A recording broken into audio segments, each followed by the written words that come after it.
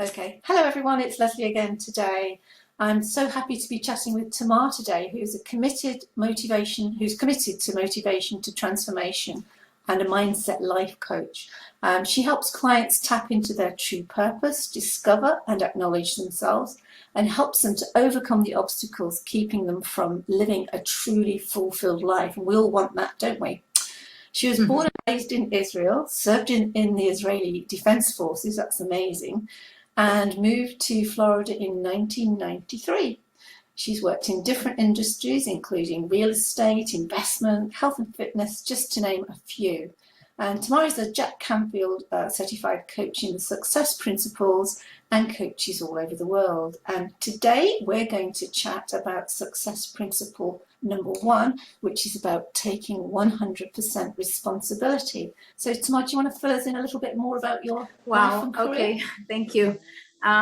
Yes, I'm about so many different things, and sometimes people get lost when they hear I wear so many hats. But you know what? It's part of my personality. And as a person that was considered a misfit well into my 40s, I was struggling with that a lot. And I feel like that shouldn't be happening. I shouldn't reduce myself just so someone else can understand, or I fit into someone else's perspective, or the way where they come from, how they were brought, and how they understand and interpret. So I found, some of my work is through astrology. I'm 4th generation astrologer, but I really use it as an assessment tool. And so it helped me embrace part of my personality rather than trying to suppress it. So yes, I have, I do so many things, and I'm loving it. And I'm very versatile, and that's just, the paintings you see behind me is part of it. But my number one passion for sure is people, is coaching, is speaking. I'm genuinely interested in and curious about people. Wow. And I focus on becoming your true version of yourself in order to be that person to other people around you. That's amazing. Yes. I'm really interested in the astrology side of what you do. So how does that work if you're working with a client and you introduce that? Well, I tell them what it is exactly. I tell them I use it. It's really for myself, not so much for them, because I use it like an assessment tool. As you know, astrology doesn't define us at all. Nothing really does, only you. But it's a fun assessment tool for me. When I look at the sun signs, at different planets, where they're placed on the birth chart, it tells you a lot about, how you look, your outlook, or how you behave, or how you do things. Yeah. So it helps me understand them a little better. Okay. So would you ask that question first about when they were born? Yes. So I ask them, and I tell them, and they need to tell me that they're okay with that, because really you're asking for a personal, information like date of birth, the time they were born, the place they were born. That's really what you need to create a birth chart. Oh. Yeah. And when they do agree to that, how does that kind of progress into your coaching of them? So when I come up with a birth chart and I look at the placement of the stars, different planets, like for instance, I'll give you a personal example about myself. The part I was struggling with most was the fact that I love so many different things. And I just, I can jump from one thing to another, and I just want to all gobble it in. And for someone else on the outside, it would appear like, I don't really have a direction. I don't know what I want, this and that. And I was struggling with that because I was trying to fit into that. And then looking at my chart, where my Venus is, which is the love sign, but not necessarily love, for another person, but what you love doing in life, Yeah. Was in Gemini, and in the 10th house which is my well, actually the ninth house, which is the, my learning and my studying. And Gemini is air sign, and they're curious and they like to talk and they like to they're interested about everything. And that, for me, that was a huge piece. And I was like, wow, okay, now I understand why, it's just part of my personality. I can't change that, And so it was huge for me that I could embrace it rather than trying to fix it, Yeah. So that's just one aspect, but I'm no expert, not at all. Not like my mom or her mom, but they're experts. For me, it's just like I said, a basic assessment tool. Yeah. And I think it's really important to try and know yourself, so that over here in the UK, and I don't know how it is where you are, that our kids, and therefore us as adults, we have to feel that we have to conform to a certain norm, that thou shalt go to school and then you'll do this and then you'll do that and then you'll do the other. And there's no sense of being an individual and knowing yourself really well, to know which direction you want to go in or take that responsibility. Do you find similar things with the people that you coach? Oh gosh, yes, absolutely. Because I was there, and I was a rebel against that. Not even knowing why, but today, obviously, I know why. But it's, to me, the best investment a person can have is in their self. To understand who they are, that's like your best investment. You understand who you are, because only then you understand what you want. And after that, go for it, because automatically you're successful by doing that, by connecting to your heart, to your passion, to your desire. And it has nothing to do with fitting into a cookie cut system or education system that no longer works. It's like a thing of the past. It's sad. I kind of get the feeling that we're in a kind of almost like a sausage factory, where everyone's being pushed through the same channel, because everyone has to get educated and everyone has to go to university and everyone has to get this brilliant job. And it's kind of not like that at all, is it, for us? Not at all. Are you familiar with the phrase, don't let education interfere with your development? No. It's like, how many people I know they went to school, but they never went to universities. They didn't have like all these letters after their name, or, walking around behind their title. Yeah. Because people get stuck on that. People get stuck on, let me see your credentials. Let me see what kind of school did you go to. And they measure you. Yeah. They measure you. And instead of looking at what they can do for you, like so many people have so much to offer. And that's why I'm so keen on it's, forget about the cookie cut education system. It's so 2,000 years ago. And if you think about it, it's like so fear-based, like, why are we afraid of individuality? Like, why is that so scary? I don't know who it's scary for. I really don't know why it's scary for people, or why the education system needs to channel everybody through the same factory. And well, to me, that's in order for you to fit in some kind of grid and have somewhat of a life, and don't make too much noise. We don't want to hear how, it's like, this world could be such a different place. Like, I don't know. If I start talking about it now, your head is going to fall off. And I know that we were. You carry on. I want to go back for a minute. I want to go back to the success principle that why is that so important, and the misconception around it. When you take, and I was the person that didn't want to take responsibility. Okay. I was that kid. I wanted this, but didn't want to have to do that.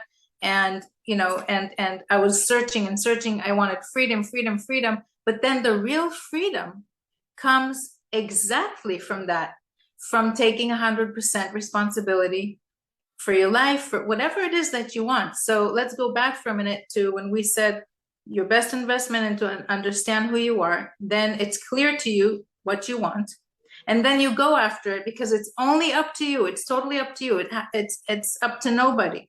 And sometimes you have to stand alone in that journey in order to move forward, in order to succeed, to break away from your community that's like expecting you to stay with them and not grow too much. And that there's a lot of challenges, personal challenges there, but that's exactly where you grow, and that is your ticket to freedom. Yeah, that is freedom to me. Yeah. So yeah.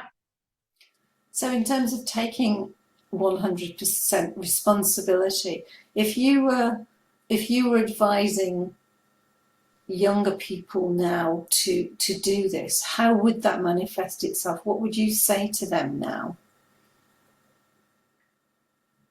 There's a question I like to ask. What is your alternative? Yeah, I like that. Okay. It's always a good question, because then you make them think. And I love making people think, especially like younger people, and not, they're not, I like to ask them, okay, here's the scenario. You can do this because and let's just say you're not doing that right now. Where are you right now? And how is this serving you? Yeah. I like to look at the big picture, and I like to kind of go from the end back, like not, okay, this is the first step and let's walk you through a little. I like to start from the end, like, okay, what is it that you want? Now let's go back. Now, because everyone is different, what works for you is not going to work for this other person, but the principle is the same principle. Okay. So if this is what you want, what do you expect? And I like for them to hear themselves answer questions and understand where they're wrong, instead of me telling them, how to do, what to do. I just like to present a situation. And, like we said, everyone has their own system of like interpretation. Oh. So everyone is going to get it differently. That's why, you can only go so far when you have like a workshop or you sit in front of people. You probably know that when you talk to 100 people, 1,000 people, 10 people, they're all going to understand what you're saying in a different way. Yeah. Do you see what I'm saying? I do, yeah. So it's you have to be so creative, yet stick to your own, I have to really be true to myself and how I feel and view things and how it worked for me, and become an example, not just talk about it, but I also, do it. Yeah, you have to walk the talk at the end of the day, don't you? Yes. Yeah. Yeah. What do you do with people? Probably quite a few people that I work with don't actually know what they want, and that's the barrier. How do you deal with that? I try to talk to them about why is it that they don't know. And not only that, I'm such an asshole, as Jack Canfield. I love asking questions. Okay. So I asked them, why do you think you don't know what you want? Because really, most people, you probably know that, most people don't. I was there. I know exactly how they feel, And so from personal experience, I can tell you, okay, everybody's voice was in my head. My mom knew what I wanted. This person, my husband knew what I wanted.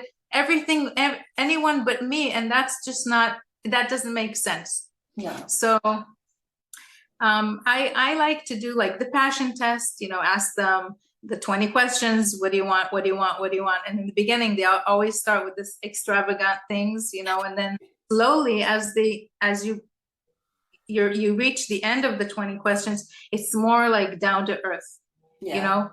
I want a good relationship with my friends and family. I want a roof over my head. I want to have, like the sense of community, of belonging, of, just feel comfortable, not necessarily be a millionaire, No.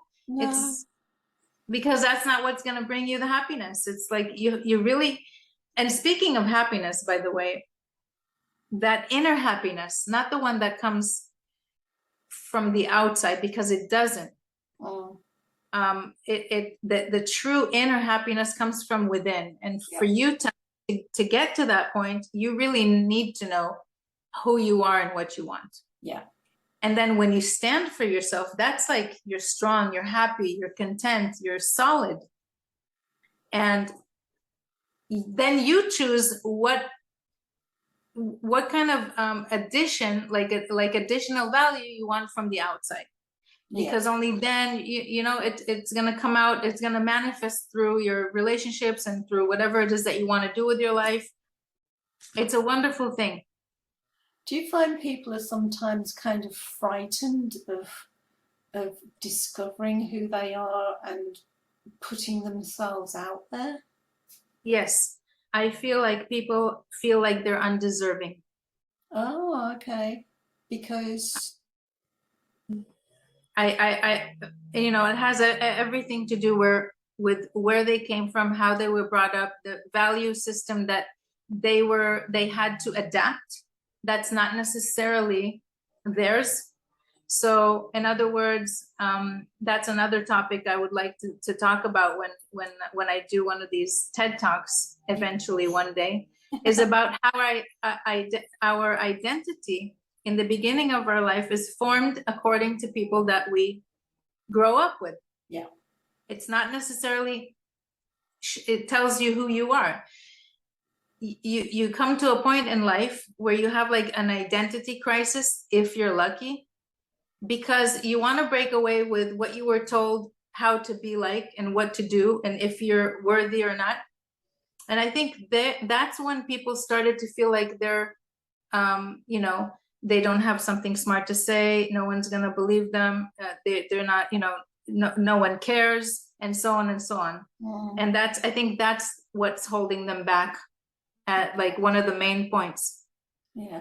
And do you think people generally understand the concept of actually taking 100% responsibility? I think they don't want to take it in. Yeah. They're struggling with that. I see that because they want something to be handed to them without doing the work. Yeah. But like I said in the beginning, that's exactly what you need to do in order to get to that place. So you're probably familiar with the phrase, everything is on the other side of fear. Yeah. That's exactly what it is. And I love metaphors, and sometimes I find that a lot of people love metaphors too. Yeah. Yeah. So I think it's true. Yeah. Yeah. Yeah. And it's kind of interesting how with a lot of clients I have, they come up with their vision boards and they come up with a plan about how to get there and a kind of a roadmap for the next 5 years, if you like. But then something stops them from actually doing it. And we talk about the fear imagined and the fear that's actually real and the fear that actually isn't real. And if you took a little baby step forward each day to all of these goals that you've set yourself on your vision board, it's kind of less scary than going, I have to have all this like tomorrow. So that there's for me, there's not only the responsibility, but you get them to a point of, this is who I am and this is what I want. But then it's the next stage after that. Do you have experience of that as well? Yes. So instant gratification is something that, again, it has a lot to do with it's very like amateur kind of thinking. I want it and I want it now. I want it tomorrow. Why don't I see that tree already? Yeah. But they don't think that they have to water the soil for like 5 years, but then something very strong is going to grow. So I'm thinking, in order to ease their thinking process about that, is, okay, at least are you in the right direction? At least engage with something that that brings you alive, okay? And you'll see down the road that without even noticing, you're gonna one day look back and you're like, oh my God, or look at your vision board and say, oh wow, I did, this is where I am, that's where I am. Don't think about how you're gonna get there, because that's like shooting yourself in the foot. Yeah. So, Yeah. and again, what's your alternative? So at least you can go in the right direction. Because how many people do you know go to work and they're like, they absolutely hate their job?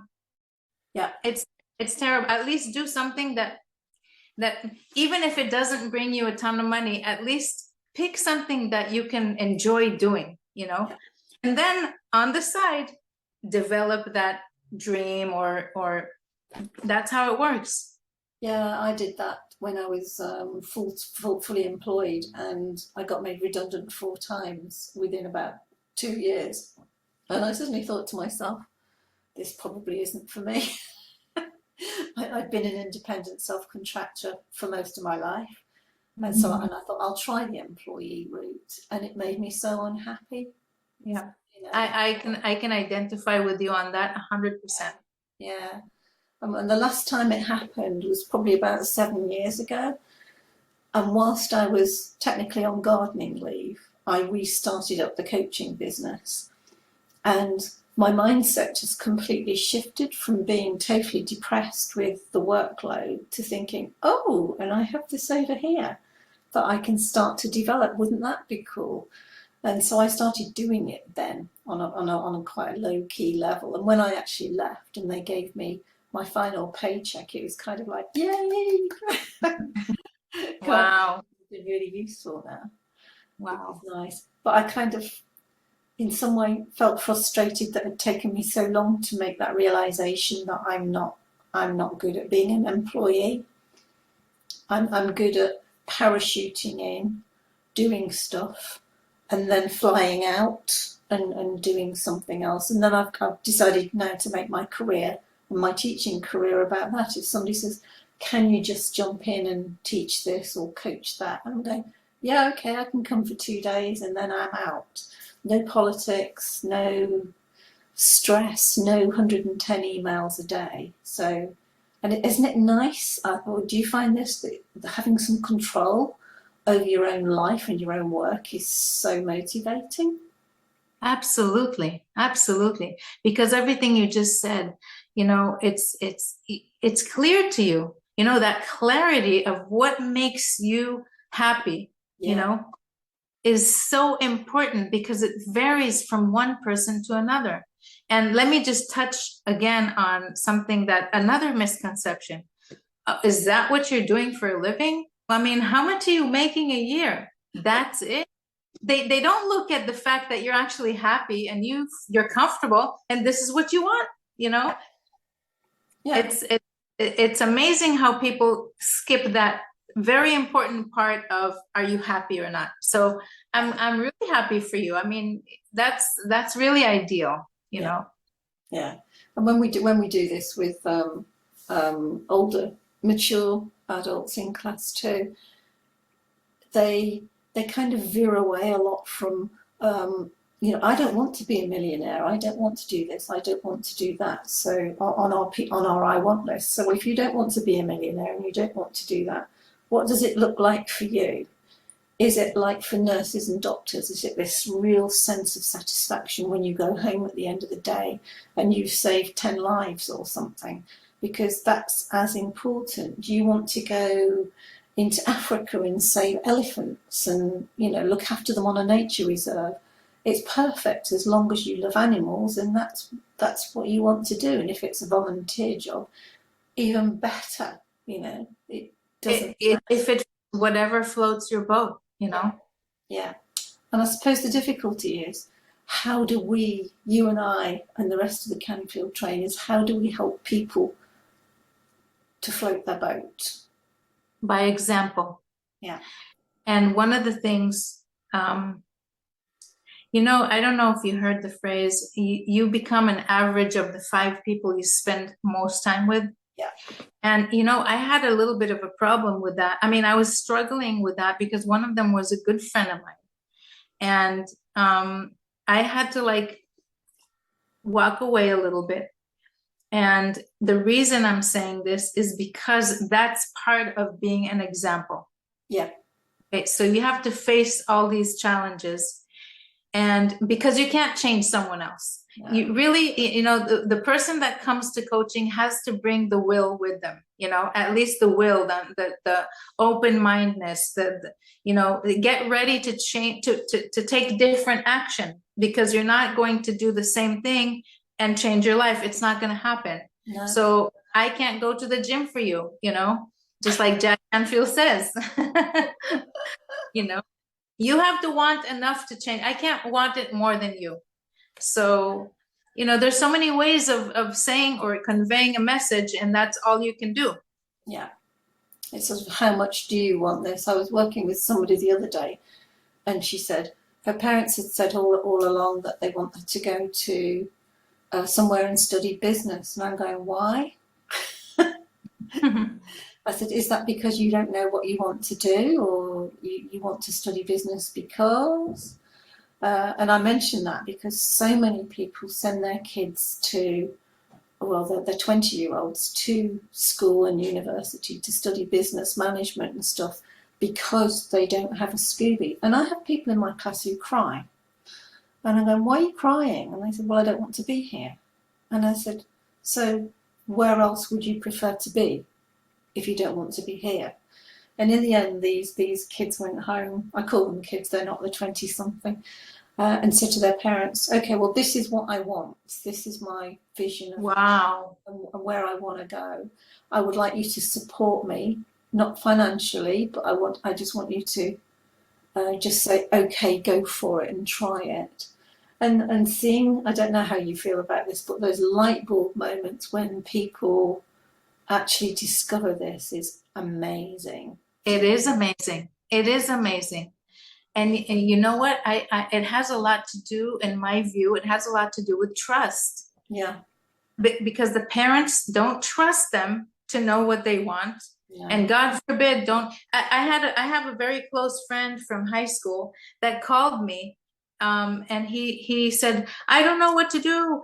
I'm really upset because my son doesn't want to go to law school. And I said, well, what's wrong with that? At least he knows he doesn't want to go there. Why are you so upset? Yeah. You see, but that happens a lot. And apparently the kid wants to go to take psychology. It's like the opposite of law, like, and not only that, he told them the last minute because he was afraid of his dad getting upset. And that's just mind-boggling. Like, why wouldn't you want to know what your kid wants? Why don't you listen? And there's another thing. All these parents that didn't get to do what they wanted or expected, they inflict on their kids. Yeah. You know that. Yeah. So that's just delaying the process. That's. Yeah. But I'm so happy to hear that you have that kind of, response. That's great. We do, and I think the more important thing in all of this is to sort of break's the wrong word, to give people options about what's possible versus the expectations of family, friends, teachers, and they give them all this advice and careers advice, and they go into jobs. And I was coaching a whole load of adults this afternoon on personal development, and they suffer from the same thing, that sometimes they're in these jobs and it's such a grind to get through the day, and they go home feeling and to have those options to say, well, there is an alternative, but you have to choose to want it, and then you have to go out for it. And then you have to put yourself out on a limb for it, because you may not be accepted for who you want to be.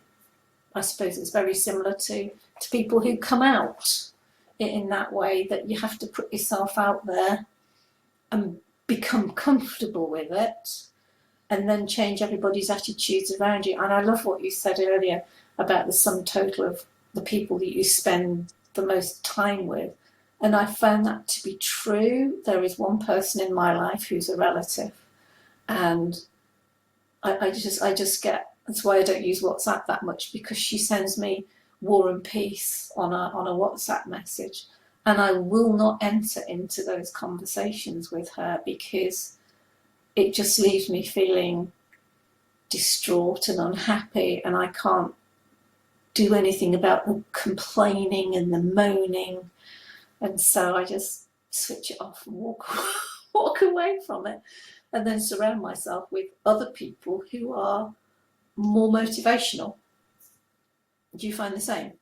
Oh yeah, absolutely. My mom is one of them. But you know what? I'm able today to just tell it the way it is, and she knows my stance, and because life is too short to talk about politics, and she likes to talk about politics, but in a bad way. And I'm like, Mom, don't, please. Let's use these couple of minutes to talk about good things, about, uplifting things. It's not that I'm, my head is in the sand. It's not that I'm not aware of what's happening. I just choose to spend my time this way, that way.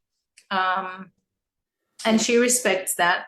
But yeah, I hear what you're saying. But you know what else? People need to understand that in order for them to put themselves out there, you need to put yourself first on the priority list, and not in a selfish way. It's not selfish.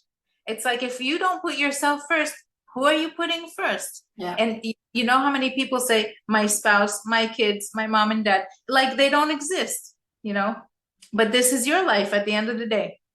So the people that go to that take themselves to work, and they hate it, they come back home, they want to forget about it with alcohol, with drugs, with this, with that, and then tomorrow's another day, and they're ruining their bodies, because it's all connected. Yeah. When you're in that happy, solid place, you're healthy. And it's all connected. I'm just looking at your gorgeous paintings behind you. Are you self-taught? Well, I come from a family of artists on both sides, mom and dad, and you know what? But it's only when I'm in the mood to paint. I guess artists can relate to that. Yeah. And if I have room to do so. So yes. Yes, I have a huge sewing room next door, because that's my other passion. I do a lot of historical dance, and I make a lot of the costumes for it, with the big panniers and oh wow, headgear and everything. So everything gets put in there, and exactly like painting, you have to be in the mood, and you go in there, and at a certain point I have to stop, because my mind won't go any further with the design of it or the making of it. So just close the door and go back another day. It takes forever to do though. Wow, that's great. Hobbies are fun. Yeah. For me, one of my go-to therapies is cooking and baking. Okay. Yeah. I'm not very good either. Oh, do you find that therapeutic, the baking and the cooking? Oh yeah, very much. I bake challah bread once a month. It's part of this traditional kind of thing called frashat challah, and then I cook when I get a chance, when I have people over, and yeah, absolutely, I love it. You get back to Israel much? Well, I've been just now in June. I try to go once a year. Okay. Yeah, sounds like a plan. Yeah, very hectic, but that's family is there, so yeah. I was amazed. Does everyone, when I was reading about being in the military, does everyone have to do that? Well, normally it's mandatory. Okay. With a few exceptions, but I didn't fall on any of those exceptions. So I went to the army, and also my daughter, which was born here, she actually went on a volunteer kind of service. So she went for 2.5 years. Yeah, and she was there too. It changed her a lot tremendously. It gave her a lot of discipline and structure. Yeah. Yes. Yeah, and I think that's probably what a lot of people need is to know the difference between discipline and structure, and when to use it, and when to be arty and creative and what have you. So I think it's probably a great thing for her to have done, and for a lot of other young people to have done as well. Absolutely. Yes. Is there anything else that you'd like to mention about being responsible? Well, you have to be completely honest with yourself and have that honest relationship with yourself, and ask yourself those tough questions. Here's my life today. Do you want to wake up 5 years from now finding yourself in the same place? Do you want to, you're going to wake up, you're 70, you're going to wake up, you're 80. Do you want to get to that point and look back and say, why didn't I do this earlier? It's never too late. It's never too, I don't care how old you are. It's just never too late. And you can do it right away. It's because most of the work is in your mind. It's really not anything physical. You know that. Yeah. So that's the good news. Yeah. I think a lot of people do. Some of my older clients actually say, well, it's just too late. I'm nearing retirement. And then I'm saying, well, isn't that cool? Because you've got all this time now to spend doing things that you're really passionate about, rather than doing the job that paid the mortgage and now the mortgage is paid off. So isn't that great? Mm-hmm. Your house is your own. You can go off and do all sorts of things. And they go, oh, really? And I find that a lot with early retirees, that they fall into a hole of, I used to work and now I don't feel useful to anybody. So it's kind of finding ways, isn't it, to help them be useful. I'm going to guess, are these people are in a relationship? Like, do they have a spouse, most of them? Yeah. See, I think that's another fear, where I don't want to change on my spouse, because how is he going or she going to receive that? Yeah. And, and that's also a huge test in a relationship. So are you in a relationship because it's convenient, because it's, you don't want to rock the boat, you don't want to make any changes, you don't know how the other person is going to receive that or react to that? My question is going to be, what is it when you say it's too late? It's too late for what? And in their words, I would try to understand, like, what is it that you just prefer to stay in your comfort zone, which isn't comfortable at the end of the day, and it's costing you your health and mental health and so on. Definitely. But at the end of the day, it's really up to them. What I have learnt from you today is all these open questions that I hadn't thought of asking before. You have your own sort of set of questions, and I think some of the questions you come up with today, I hope you don't mind, but I'm going to pinch them. Absolutely. Some of my friends laugh at me, when I come, and they know I'm going to ask questions, and they're like, oh no, here's a Tamar question, like. And I actually want to write a book about it, but I'm so glad. Absolutely. This was such a pleasure talking to you. You too, Tamara. It's been just absolutely brilliant, and I'm so glad that we've been able to catch up today.